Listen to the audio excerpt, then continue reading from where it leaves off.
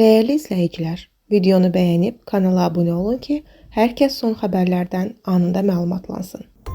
Şairə Nazilə Səfərli atasının vəfatı ilə bağlı paylaşım edib. Xəbər verilir ki, Nazilə mərhum valideynin fotolarını paylaşaraq bunlar yazıb.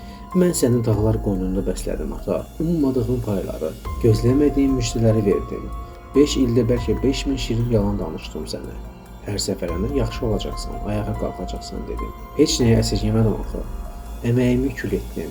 Əllərimlə bəslədiyim atam əllərində canını tapşırdı. Fani dünya, boş ümid, puç həyat. Çox hörmətli media mənsubları.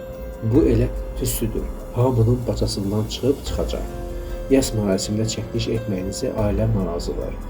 Acımıza hörmət etməyinizi umuram. Ailəm adından rica edirəm. Heç kimin acılı günündə şou çıxarmamışam. Yasımızı paylaşmayın.